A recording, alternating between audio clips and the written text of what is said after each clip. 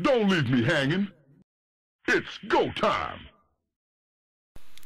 Hey everybody, this is Josh, and here is Game 2 of a best-of-3 between Mal's Strelok, the blue Protoss down here in the bottom right of Kulas Ravine, and his opponent, alternate attacks, Socke.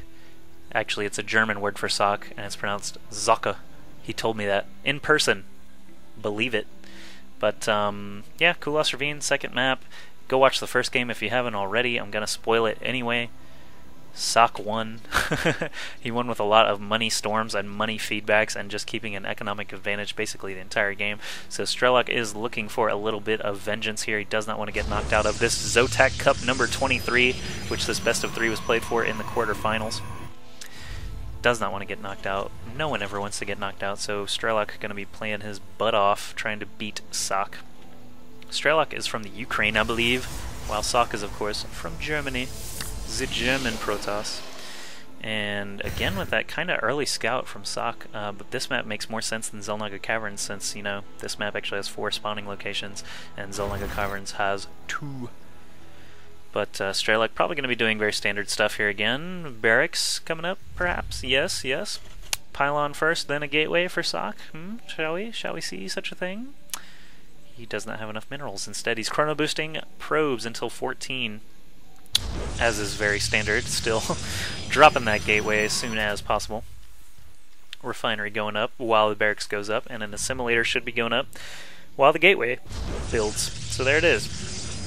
Man, these players love their standard, super standard, mostly extremely standard builds. At least until the gas is complete. So Strelok, this barracks is going to finish, and I'm going to use my powers of observation to predict that an orbital command comes up right now. Oh my god, there it is. And then I'm going to go over here. I'm going to say that after this pylon finishes, we're going to see a cybernetics core, because he has timed it to where this gateway and this pylon finish at the same time. So cybernetics core, you've got 10 more minerals, and there it is. Oh my god.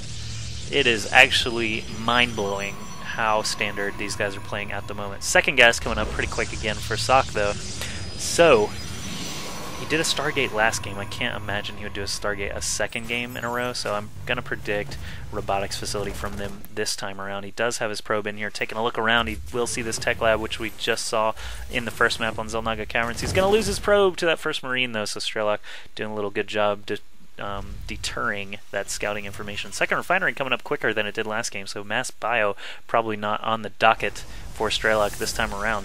Cybernetics Core is finished. Warp Gate Tech is researching right away. Zealot coming out. Stalker coming out. He's going to be able to kill off this SCV as soon as that Stalker comes out. Probably be able to kill it. Yeah, he did kill it with the Zealot. And Strelok says, seriously?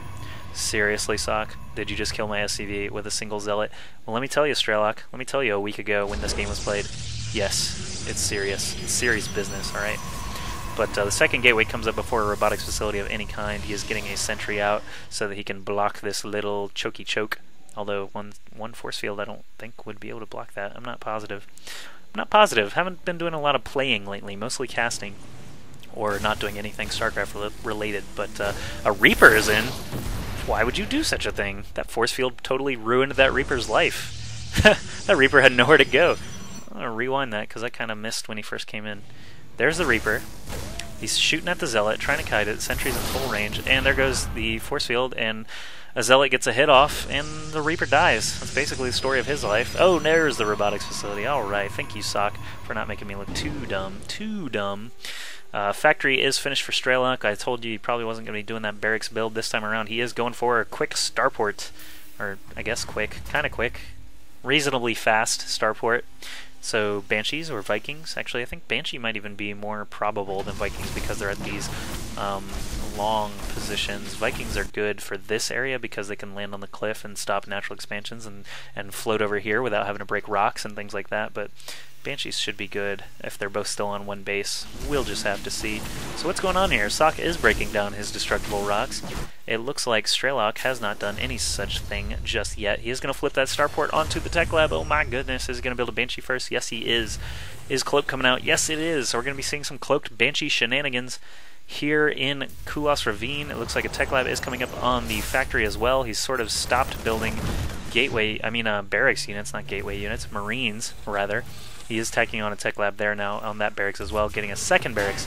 So, this orbital command still doing mules right on time, just getting some supplies so he doesn't block himself on his cloaked banshee adventures. Looks like warp gate tech must have finished. He just warped in a stalker, and now he's going to continue breaking down these rocks.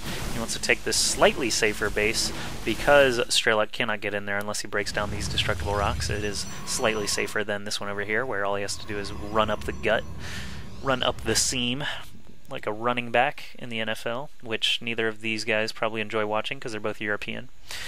But an Immortal coming out now. I think an Observer did already make its way over to the base of Strelok, but I don't see it. There it is. Hey-oh, right on time.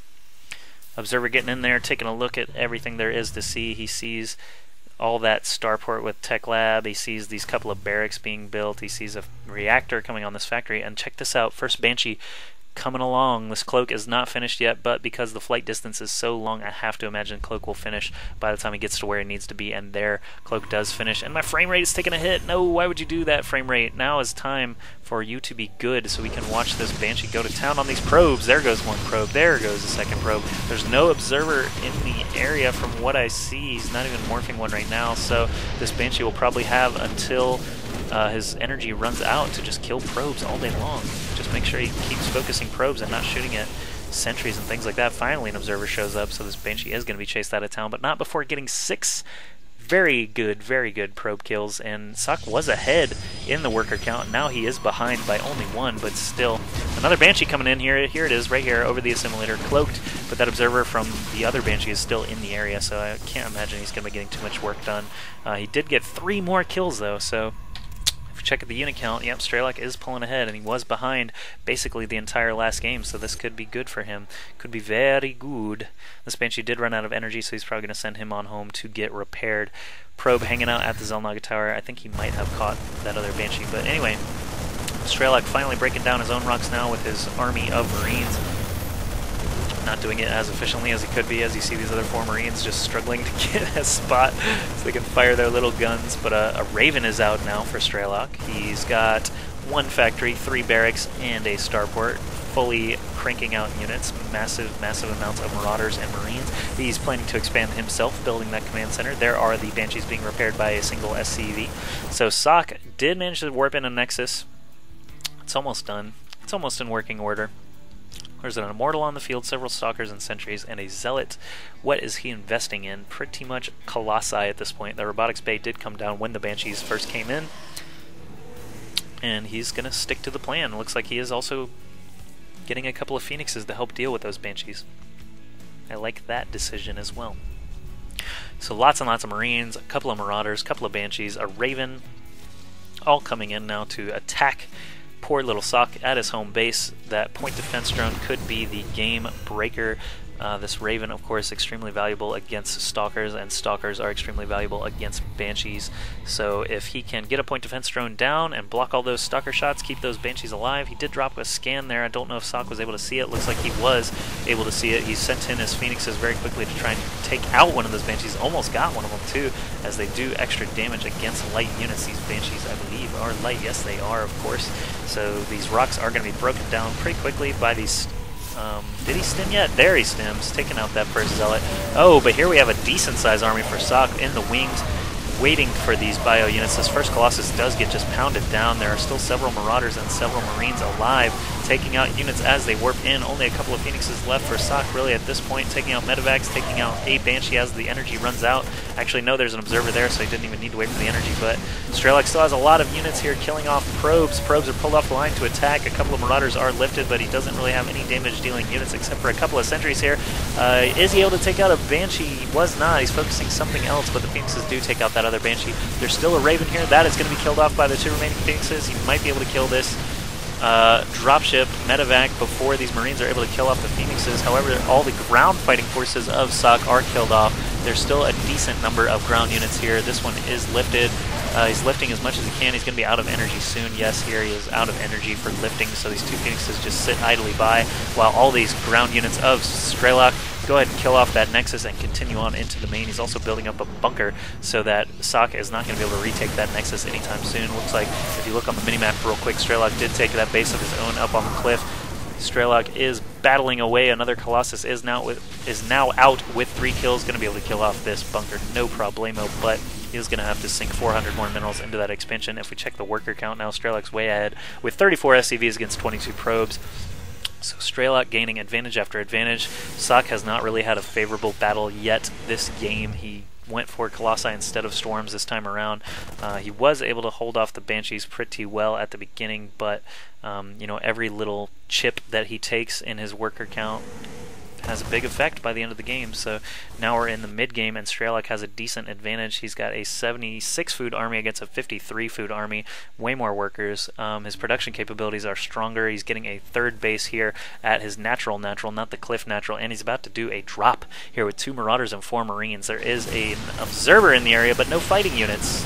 And none on the way. Oh, actually Colossus comes out right on time. However, several probes do die before this Colossus is able to get over there. He's going to take a couple of swipes with his laser, but Strelok with that medevac is able to load up the large majority of them again safely. He might even drop over here on the edge again, try and take out this pylon, but now 2 Phoenixes are chasing down this medevac. He might actually be able to kill it off if he's not fast enough. Strelok is fast enough though. He's able to do a big old drop, get all those units out of there before the medevac goes down, and now these Phoenixes are going to be chased away by the Marines and the Marauder.